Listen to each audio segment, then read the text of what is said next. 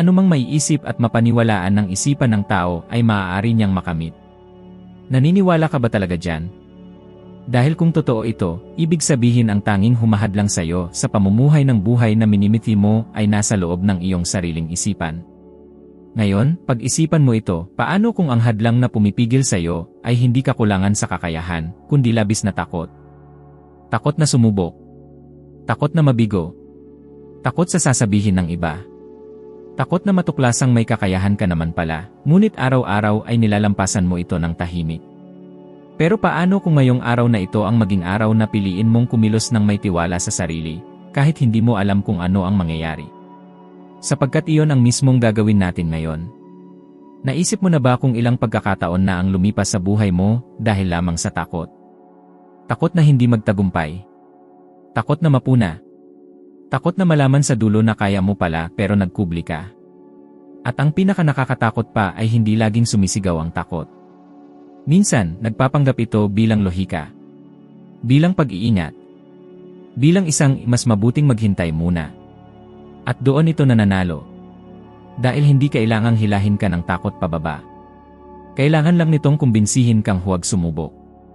Ayon kay Napoleon Hill, ang mga limitasyon na kinakaharap natin ay hindi galing sa mundo. Nasa loob ito ng ating isipan. At kapag naunawaan mo ito ng lubusan, lahat ay nagbabago. Hindi ang sitwasyon sa paligid mo ang humihila sa iyo pabalik, kundi ang mga paniniwala na pinili mong paniwalaan. Ilang beses mo na bang tiningnan ang sarili mo sa salamin at inisip, hindi ito para sa akin. Hindi ako isinilang para dito. Hindi ako sapat. At ang mas masakit pa, ilang beses mo na bang tinanggap ang mga salitang ito bilang katotohanan? Na parang nakaukit na sa bato. Ngunit hayaan mong ibahagi ko sa iyo ang isang bagay na madalas hindi pinapansin ng karamihan, ang takot ay isang kathang-isip lamang. Hindi ito isang katotohanan. Isa lamang itong ideya. At ang mga ideya ay maaaring baguhin. Pinatunayan na ito ng agham. Sa mga pag-aaral ng National Institute of Mental Health, malinaw na nakita na ang ating utak ay pareho ang reaksyon sa mga banta na totoo at mga banta na kathang-isip lamang. Ibig sabihin, nararamdaman mo ang epekto ng isang bagay na wala pa, ang paunguna sa kabiguan, ang hiya ng mapuna na hindi pa nangyayari, ang sakit ng pagkatalo na hindi mo pa man nasubukang harapin. At ano ang bunga nito? Kawalan ng galaw. Napapasok ka sa isang tahimik na siklo ng sariling sabotahe. Iniisip mo, nagdadalawang isip ka, umaatras ka. Iniisip mo uli, kinukumbinsi mo ang sarili mong hindi pa ito ang tamang panahon at nananatili kang hindi kumikilos. At lumilipas ang panahon. At dumarating ang isang kaisipan na marami ang nakakaramdam ngunit hindi binibigkas, hindi na ako ganoon kabata para magsimula pa ngayon o dapat noon ko pa ito nakamit. Pero alam mo ba? Habang iniisip mo yan, ang takot ay nakangiti. Dahil alam nitong hindi ka kailangang pabagsakin. Kailangan ka lang nitong panatilihing hindi kumikilos. Ito mismo ang pinagdaanan ni Napoleon Hill sa isa sa pinakamadilim na bahagi ng kanyang buhay. Matapos ang maraming taon ng pananaliksik at pagsusumikap, nawala sa kanya ang lahat, ang kanyang pangalan, kayamanan, layunin. At sa loob ng ilang panahon, siya ay nanahimik. Ngunit sa bangin na yon niya natutunan ang isa sa pinakamalalim na katotohanan tungkol sa takot, ang pinakailalim ay hindi ang wakas. Ito ang panibagong simula. Itinigil niya ang pagtakbo mula sa takot at hinarap niya ito.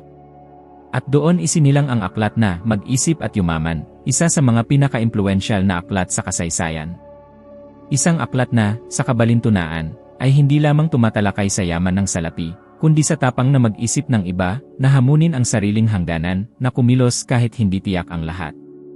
At ngayon, nais kong itanong sa iyo ng diretsyo, ilang beses mo na bang sinabi sa sarili mo na magsisimula ka kapag mas handa ka na?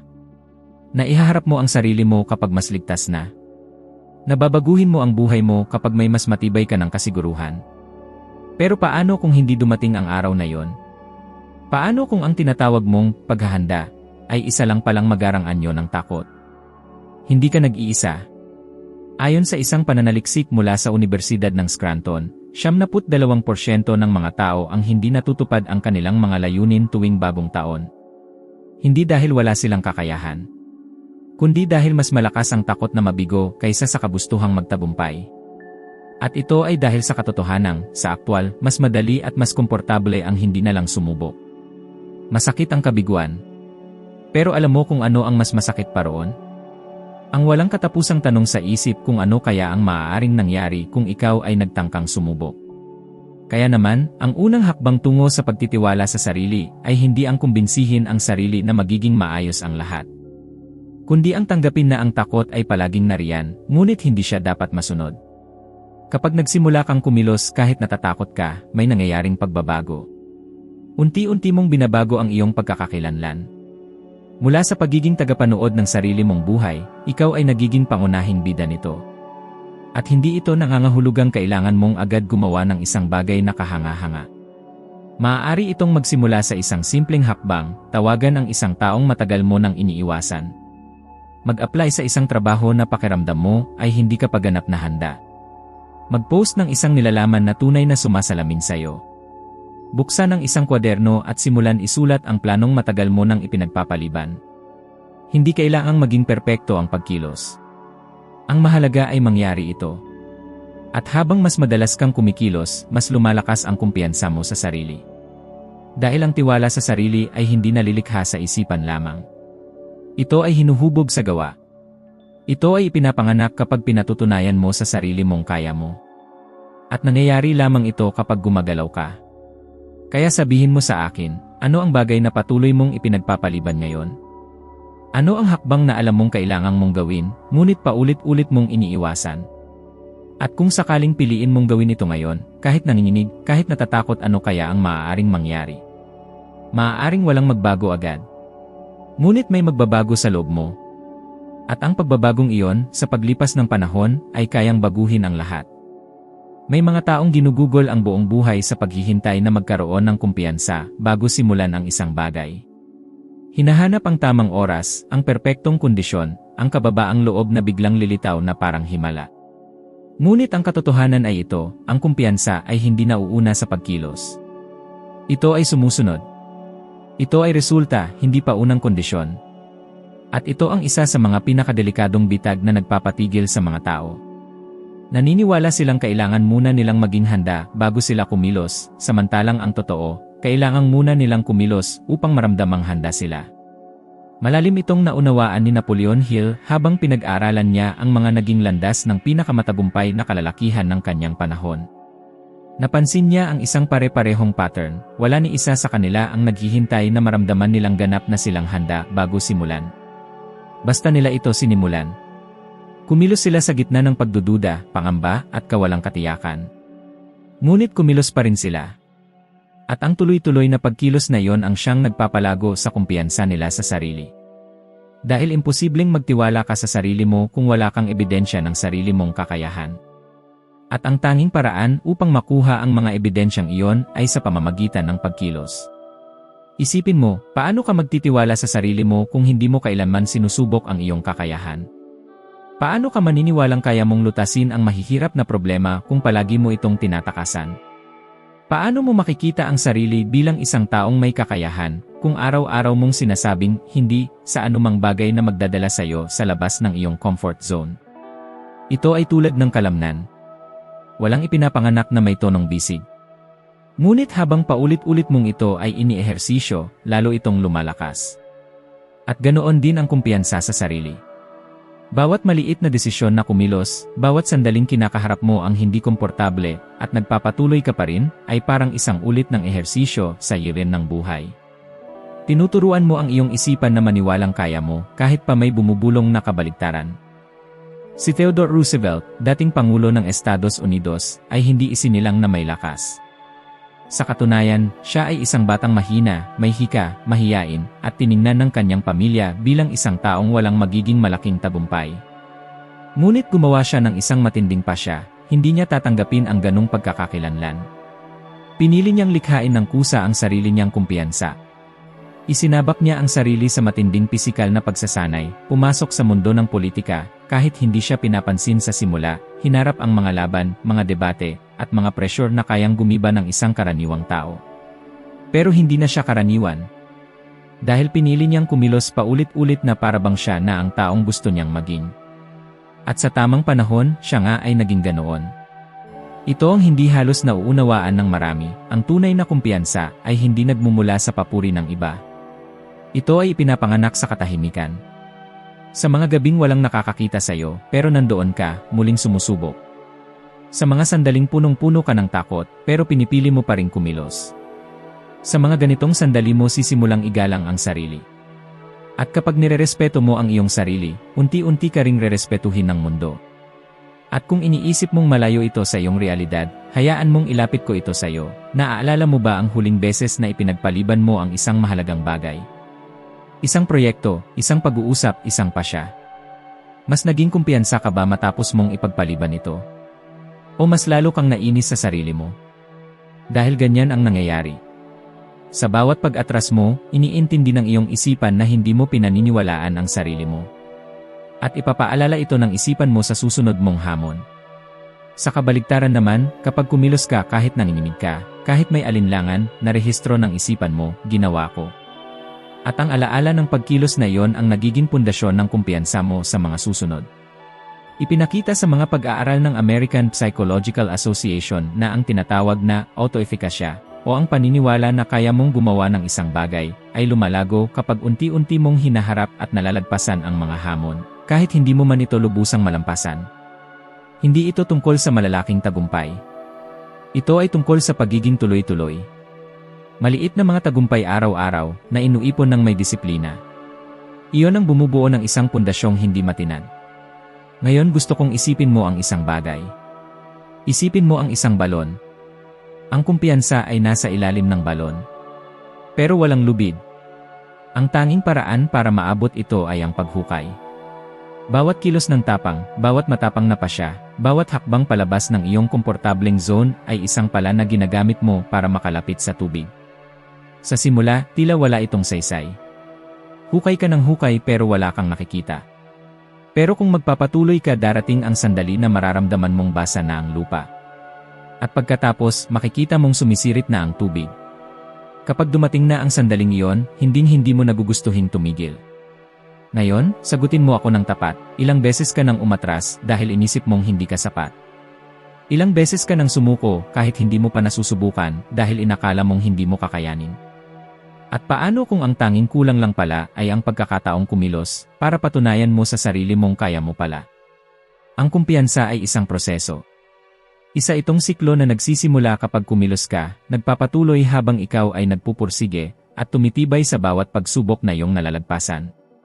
Hindi ito tungkol sa pagmamayabang. Hindi ito tungkol sa pag-aakalang mas magaling ka kaysa iba. Ito ay tungkol sa wakas na pagkilala sa sariling halaga, hindi dahil sa magagandang salita, kundi sa mga nakikitang resulta, sa mga pasyang mahirap pero ginawa mo pa rin, sa mga matitibay na hakbang na ginawa mo sa gitna ng dilim. At hindi mo kailangang baguhin agad ang buong buhay mo. Pero pwede kang magsimula sa isang hakbang. Sa isang email na ipinadala. Sa isang tawag na ginawa.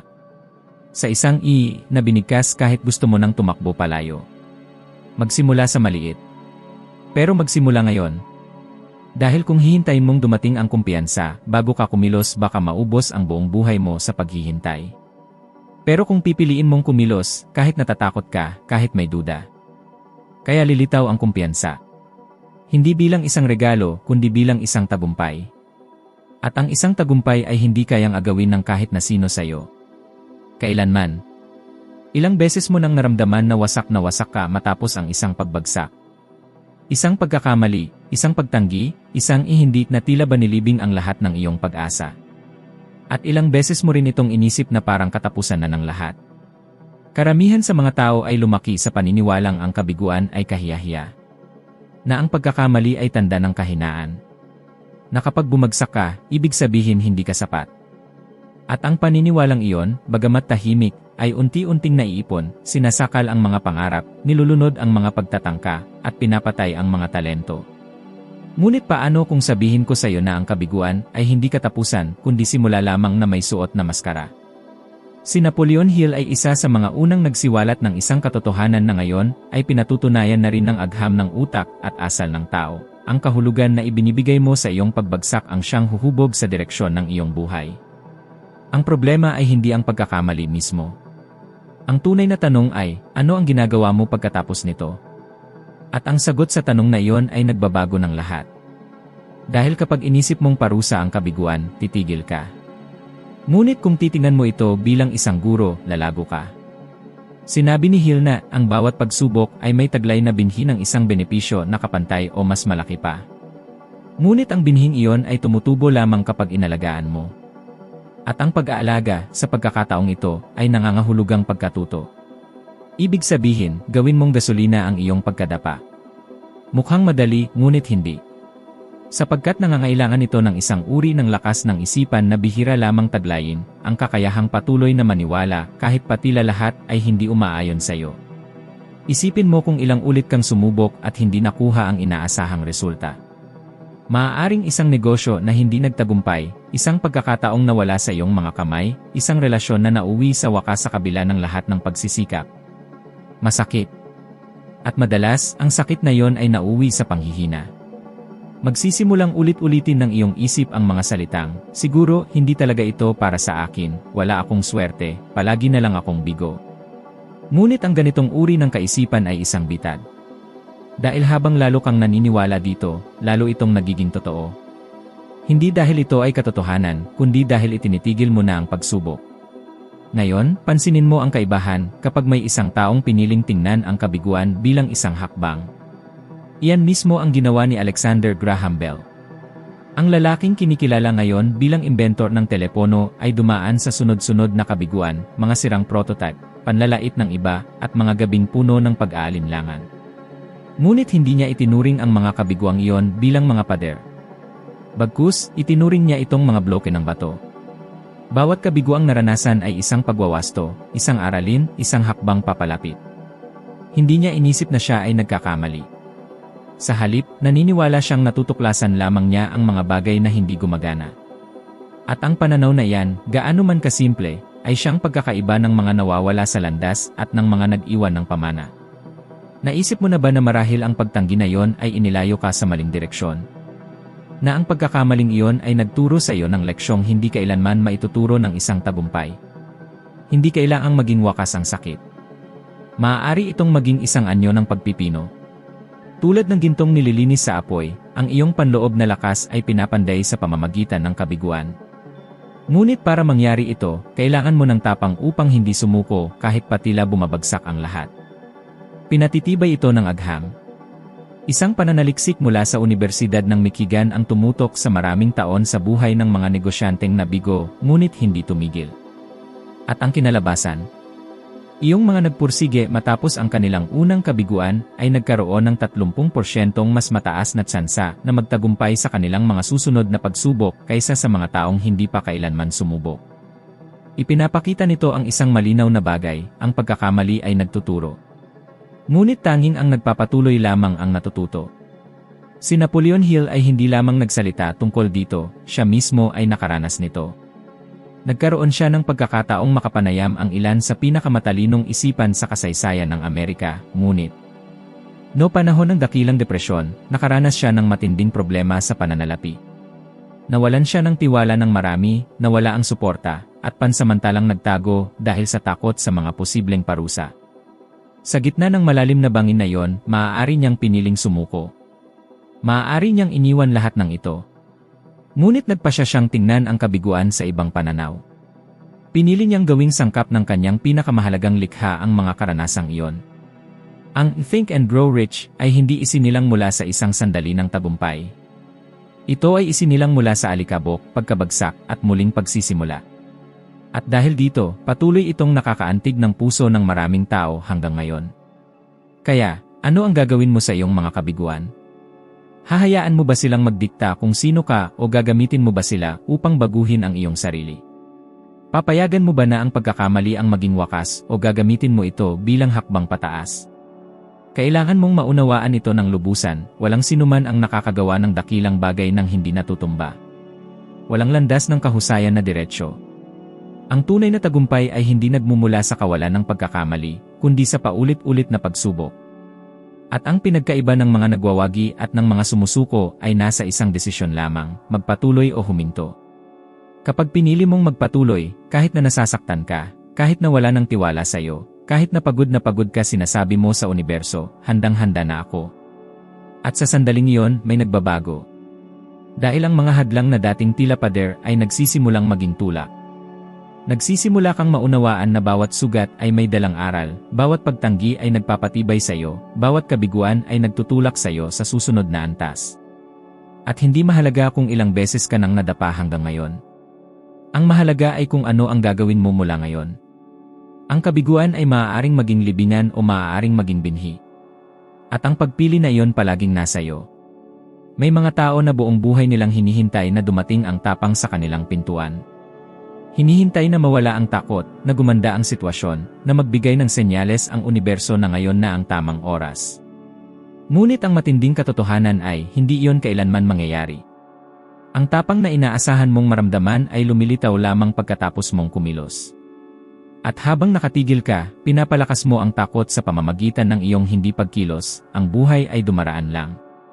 Ang mga oportunidad ay dumudulas mula sa iyong mga kamay.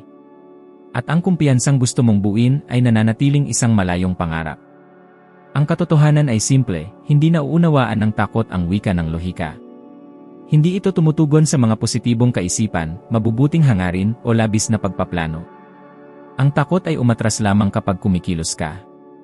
Kapag kumikilos ka, dahil ang pagkilos ang nag-iisang wika na hindi kayang unawain ng takot. Hindi ito marunong humarap sa galaw. Namamayani lamang ito kapag may katamaran. At kung hinihintay mo ang araw na mararamdaman mong ligtas ka na para simulan ang unang hakbang patawad, ngunit maaaring hindi dumating ang araw na yon. Ang seguridad ay nagmumula sa pagsasanay. Ang kaliwanagan ay nagmumula sa paggawa. Hindi mo kailangang malaman ang buong daan, kailangan mo lamang gawin ang susunod na hakbang. At dito nagaganap ang mahika. Dahil pinuputo ng pagkilos ang siklo ng pagdududa. Kumilos ka, matuto, baguhin ang paraan. At bigla, ang takot na dati tila higante ay nagsisimulang lumiit. Ganito ang ginawa ni Andrew Carnegie, isa sa pinakamayayamang tao sa kasaysayan at direktang tagapayo ni Napoleon Hill. Magsisimula si Carnegie bilang mahirap. Labis na mahirap. Nagdadala siya ng mga telegrama ng naglalakad, nanonood, natututo, nag-aaral, at higit sa lahat, kumikilos siya. Hindi siya naghihintay na magkaroon ng perpektong plano. Nagsisimula siya agad. Ginagawa ang unang hakbang kahit hindi alam kung saan ito magtatapos. At doon nag-iba ang kanyang kapalaran. Habang ang iba ay naghihintay, siya ay nangunguna ng ilang taon. Hindi dahil mas matalino siya, kundi dahil siya ay kumikilos. Naiintindihan ni Carnegie ang isang bagay na kakaunti lamang ang may lakas ng loob na tanggapin, ang pagkilos ay nagdudulot ng tugon. Ang katamaran ay hindi nagdudulot ng anuman. Kapag kumikilos ka, sumasagot ang sansinukob. Nakikilala mo ang mga bagong tao, tumatanggap ng mga hindi inaasahang puna, at natutuklasan ang mga natutulog na kakayahan. Parang isang gulong na nagsisimulang umikot. Ngunit ang gulong na ito ay hindi kusang nagsisimula. Kailangan mo munang bigyan ito ng unang tulak. Ilang beses ka na bang nagkaroon ng ideya na nagpaindak sa iyo ng labis na saya? At pagkatapos ay dumating ang mga tanong, magiging matagumpay ba ito? Sapat ba ang aking kakayahan? Paano kung mabigo ako? At doon ka nanlamig. Nanatili ka sa mundo ng mga posibilidad, kung saan komportable, ngunit hindi totoo ang lahat. At ang pinakamasama, habang lumilipas ang panahon, ang ideyang iyon ay nagiging pabigat. Ang dating sigla ay nagiging pagkakasala. Dahil sa kaibuturan ng iyong puso, alam mong maaari kang gumawa ng bagay, ngunit hindi mo ginawa. Kaya napakalakas ng pagkilos. Binabago nito ang iyong relasyon sa iyong sarili. Sa bawat pangakong natutupad mo sa sarili mo, tumataas ang iyong kumpiyansa. Sa bawat kilos, kahit hindi mo pa alam ang magiging resulta, nagpapadala ka ng isang mensahe sa iyong sarili, maaari akong magtiwala sa aking sarili. At sa paglipas ng panahon, ang tiwalang iyon ay nagbabago ng paraan ng iyong paglakad, pagsasalita, at paggawa ng desisyon. Hindi mo na kailangang humingi ng pahintulot. Hindi mo na hinihintay ang pag-aproba ng iba. Dahil pinatunayan mo na ang iyong sarili sa gawa. Ipinakita ng mga pag-aaral sa Columbia University na ang mga taong mabilis magdesisyon at patuloy na kumikilos ay mas nagkakaroon ng tiwala sa sarili at mas kaunti ang nararamdamang kaba kumpara sa mga taong matagal mag-isip at mag-atubili. Ipinapakita nito na ang kalinawan na hinahanap mo ay hindi sa pag-isip kundi sa pagkilos. Ipinapakita ng galaw ang mga bagay na hindi kayang ipaliwanag ng pag-isip lamang. At higit pa dyan, sa bawat paggalaw mo sa kabila ng takot, natatala ito sa iyong utak. Nauunawaan nitong hindi ganoon katakot-takot ang sitwasyon tulad ng inakala mo. Nagsisimula itong baguhin ang emosyonal na tugon. Ang dati ay nagdudulot ng takot, ngayon ay nagdudulot ng saya. Ang dati ay parang halimaw, ngayon ay isa ng hakbang lamang. Ngunit magyayari lamang ito kung kikilos ka. Maaaring nakabasa ka na ng maraming libro, nanood ng daan-daang video, sumali sa mga kurso, mentoring, at mga talakayan. Ngunit kung hindi ka kikilos, wala nang magbabago. Maaaring ihanda ka ng teorya, ngunit ang pagsasanay lamang ang magbabago sa iyo. Nasa pagkilos ang karunungan. At naroon din ang kalayaan. Kaya pag-isipan mo ng mabuti, ano ang bagay na alam mong kailangan mong gawin, ngunit patuloy mong ipinagpapaliban. Ang proyekto na matagal mo nang iniisip, ngunit hindi mo pa nagagawa. Ang usapan na maaaring magbago ng lahat, ngunit araw-araw mong iniiwasan.